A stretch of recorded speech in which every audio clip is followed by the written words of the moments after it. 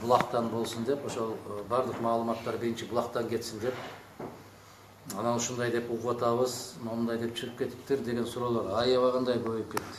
Айрыкча 2 күндүн ичинде. Ошол эртең расмий түрдө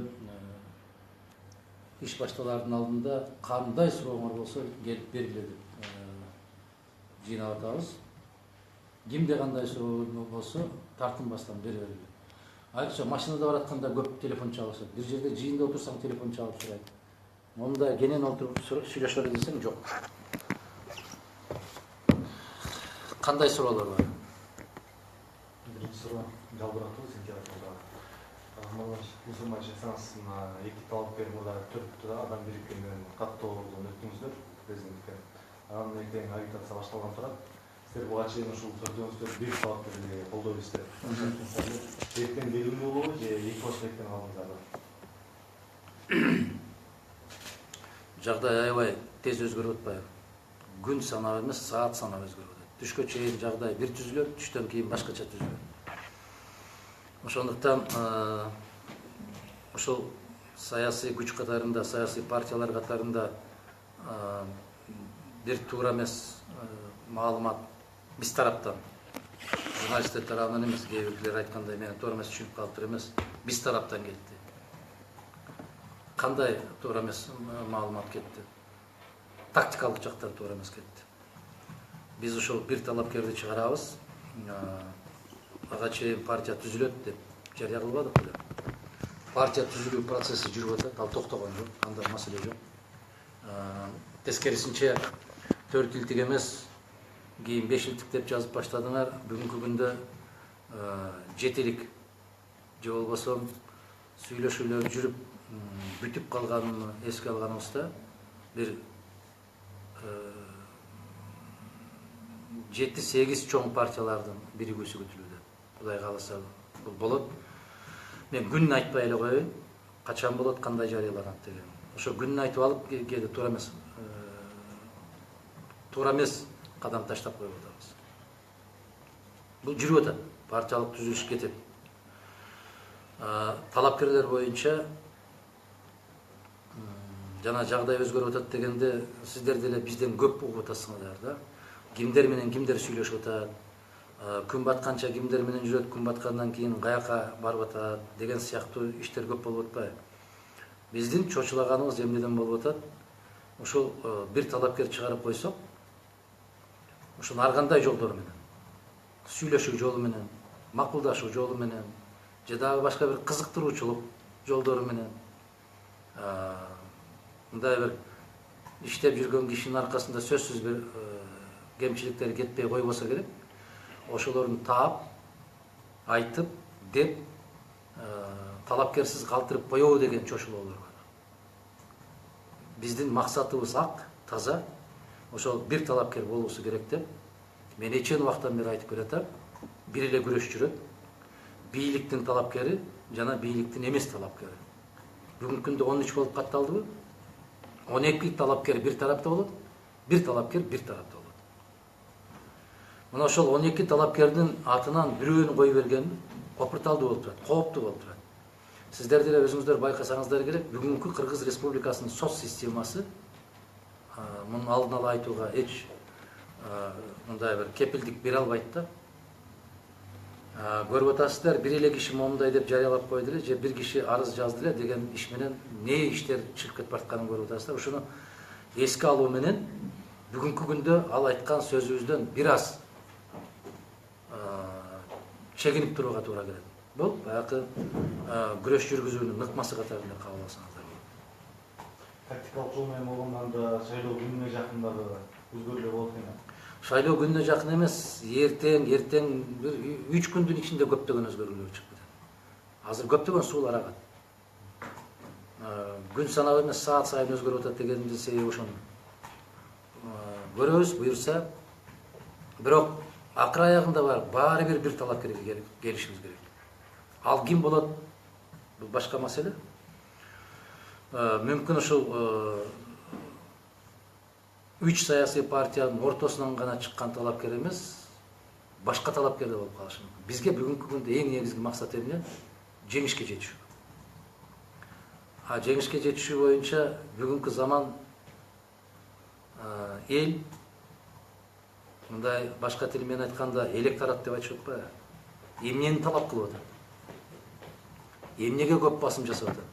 Эмнени каалап атат? Биз кандай жол менен барганда, кандай ыкма менен барганда жеңишке жетишебиз. Биздин максат жеңишке жетишүү. Анан шайлоого катышып эле коюп эмес. Шайлоого катышып бир жыйынтыкка жетишүү болуп турат. Ошондуктан эртең мындай болуп кетет, же андай болуп кетет деп айтуу өтө кыйын. Ошого түзүлгөн кырдаалга жараша өзүбүздүн ыкмаларыбызды, күрөштөрүбүздү өзгөртүшүбүз мүмкүн. Бул деген сөз баягы тарап кетиптир, башка болуп кетиптир деген сөздөргө бир чекит коюу маселеси. Эми Кыргыз Республикасында ким кандай кааласа оюна келгенде тастыкталбай баарын жаза берүү азыр модага айланган го.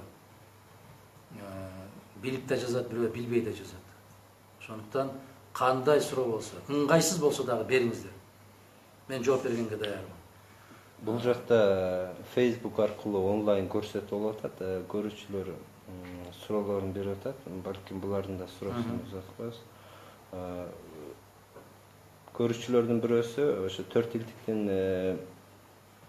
арасында саясатчы Камчыбек Ташиев Сооронбай Жээнбековго өтүп кетиптир го, бийликтин тарабына өтүптүр.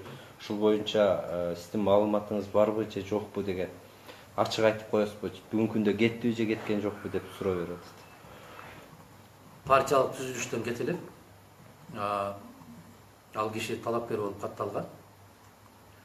Бирок биз сиздер сыяктуу эле массалык маалымат каражаттарынан, жергиликтүү тургундардан, айрыкча Жалал Абад шаарынан ушундай маалыматтарды алып атабыз. Биз кече жыйналдык, сүйлөштүк. Эгерде ал киши ошондой тандоо жолун тандап алып, өзү талапкер катарында барбай, башка бирөөнү колдоп кеткен болсо, өкүнүчтүү, бирок ал кишинин өзүнүн эрки. Ошондойго барышы мүмкүн болуп калды. Бул өкүнүчтүү көрүнүш, бирок дагы бир жолу айтам, партиянын түзүлүшүндө бир партия болуу максатында ал киши кайта элек. Президенттик шайлоого байланыштуу ошондой чечим кабыл алыптыр. Чечимине сыйма менен жасашыбыз керек. Ар ким өз жолун өзү тандап алат. Барбы дагы суроо? Мындай баарыбыз деле түшөлдүргөн мындай суроодо шайлоонун таза өтөрүнө канчалык мындай ишеним бар? Шайлоонун таза өтпөстүгүнө мен өткөн жылы эле айткам. Шайлоо таза өтпөйт. Бүгүнкү күндө эмне болуп аткан, кандай окуялар болуп аткан, бүгүн БШК жанагы шайлоону таза өткөрүү боюнча талапкерлердин ортосунда бир меморандумга кол коелу деп жыйын өткөрбөдүбү? Биз барып көрдүк. Ал жерде шайлоочуларга сатып алууга тыюу салуу дейт. Ал жерде сатып ала турган кишилер бар болот. Жалаң жанакы шайлоо таза өтсүн деп талап коюп аткандар бар. Ошон үчүн биз БШКнын даярдаган текстин карап көрдүк. Өтө сабатсыз даярдалган. Деңгээли төмөн. Бул нерсе кенен болуш керек да. Кенен кандай? Мына Кыргыз мамлекети, Кыргыз эли үчүн баратам, президенттикке баратам деген кишилердин деңгээлин андай түшүрбөш керек да. Жоопкерчилигин көтөрүү максатында мен сунуш киргиздим. Манас орденин тагып жүргөн азаматтар көп. Кыргыз эл акыны, Кыргыз эл жазуучусу болуп жүргөндөр көп. Академик профессорлор көп. Кече эле мына 130 киши сыйлык алды. Ошол сыйлыкка ээ болгондор филармонияга топтолсун. Эгерде шайлоочуларды сатып алам же шайлоочуларга башкача мыйзамда көрсөтүлбөгөн аракеттерди жасайм деген талапкер ошончо элдин алдында түз эфирде эгер ушул мыйзамдарды бузган болсо, эми конституцияга кол коюп деле ант берип алып бузуп атпайбы, трибунадан түшпөй атып эле бузуп атат. Ал көнүмүш адат. аябагандай каттуу кыргыз касиеттерине таянып каттуу убада бериши керек, каттуу сөз берилиши керек.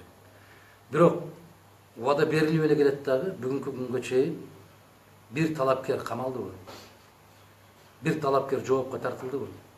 Мен ошол жерде айттым, жана белгилүү сөз бар эмеспи, бизде жалкоолор менен келесоолор гана уурдабайт деп. Мен ошол жерде айттым, жалкоолор менен келесоолор гана көрбөй атат шайлоолордо эмне болуп атканын. Элдин баары көрүп турат. Алдын ала насият таратылгандар бар. Алдын ала бир талапкердин пайдасына акча жыйналып аткандар бар. Мугалимдердин эмне иш кылып атканын көрүп атабыз. Студенттердин паспорттары жыйналып атканын көрүп атабыз. Баягы эле баягы койчуманын таягы. Акимдердин чуркап жүрүп атканын көрүп атабыз. Ар бир райондон чыккан кызматкер Бишкекте бираз башы көрүнүп калганын, баары көчүп кеткенин көрүп атабыз. Ар бир районго жетекчилердин коюлганын көрүп атабыз. Аларга райондук акимдердин көмөк көрсөтүп атканын көрүп атабыз. Ар бир районго милициялардын бекитилгенин көрүп атабыз. Мунун баарын эгер болбой атат, жок андай нерсе жок деген болсо, бул адам эмес. Бул пенде эмес. Мына азыр Кудайга шүгүр, баштакыдай заман эмес, маалымат тез эле тарайт. Ош электр тармактарындагы кызматкерлерден акча жыйналып атканын өзүңөр тараттыңар. Бир кишинин коруна деп жыйнап атканын, фондуна деп. Ноокат районунда мугалимдердин эргүү мезгилиндеги отпускной акчаларынын кем берилип калгандыгы жөнүндө маалыматтар бар. Толгон токой маалыматтар бар, тек канага көңүл бурган киши жок. Ушундай аракеттер жүрүп аткандан кийин шайлоо таза өтөт деп, менимче биздин мамлекетте 3 киши ишенип турат. Бири мамлекеттин башчысы, экинчиси өкмөттүн башчысы, үчүнчүсү БШКнын башчысы. 3 кишиден башка таза өтөт деген кишини көрө элекмин. Той тамашаларда кыргыз барыбыз, кичинекей шаарда жашайбыз, той жок, күн жок да. Ошол жерге барып атка минерлерден деле сурасаң, алар деле ишенбейт. Бул факт, тек гана силерге айтпайт да алар, ар кандай жагдайларга байланыштуу айтышпайт. Мына силер өзүңөр деле билесиңер, шайлоонун таза өтпөсүн. Ал жерде бир карындашым отурат, өткөндө сүрөттү чыгарып, дагы бир кишинин батасын бердирип чыгарып коюп. Эми ушул куйтулукту токтотушубуз керек эле да. Бир акылыңа сыйбаган 70 жыл уктасаң түшүңө кирбеген нерселердин баарын чыгарып жүрүп эле маскарабызды чыгарып атат да. Анан аябай рахат алышат. Эми эле ушундай бир аркасын тырмап бергендей рахат алат. Аны менен эмнеге жетебиз биз? Эмнеге барабыз биз? Эмне максатта ошону жасайбыз? Эгер буйртма менен жазып атабыз десек, аны айтышыбыз керек. Же бир так далилдер болгон болсо, аны коюш керек. Тилекке каршы ушундай башаламан өлкөбүз. Эч ким эч нерсеге жооп бербейт. Мыйзамдарыңа дагы баш ийбейт, иманыңа да баш ийбейт, же Кудайдан коркпойт, же конституциядан коркпойт, же мыйзамдан коркпойт, эч нерседен коркпой калдык да. Абдан жаман, өкүнүчтүү коомго айланып калдык. Ушундай. Гүлбара Барктоосова деген суроо берип атат. Ошо Адахан Кимсанбаевич талапкерлерди бириктириңиз, Котур Таш боюндагылардын баарын чыгарып, бир улуттук лидер болуп чыгыңыз деп кабылсын айтып бер. Андан тышкары Темир Сариев менен да төртүлдүктүн ортосунда сүйлөшүү болуп атты эле. Ал процесс кандай болду дейт? Темир Сариев менен дагы, Өмүрбек Бабанов менен дагы, башка талапкерлер менен дагы сүйлөшүүлөр жүрүп эле атат. Ким дедиңиз, абдан туура маселе. Мен максатты ушундай койдум, мен силерге ачык айтайын. Бүгүнкү күндө негизги максат болуп аткан башаламанды токтотуу. Ким токтотот аны? Мадумаров токтотобу, Бабанов токтотобу, Сариев токтотобу? Ким токтотсо ошол токтотсун. Эгерде ушул маселени токтотуш үчүн тилиңизден байлап алалы деп туруп, ошону токтотууга реалдуу күчү жеткен инсан болсо, сиз баш тартасызбы деген суроо койсоңуздар, мен тартам. Мен башка партиялардын съезди өтүп атканда дагы айттым.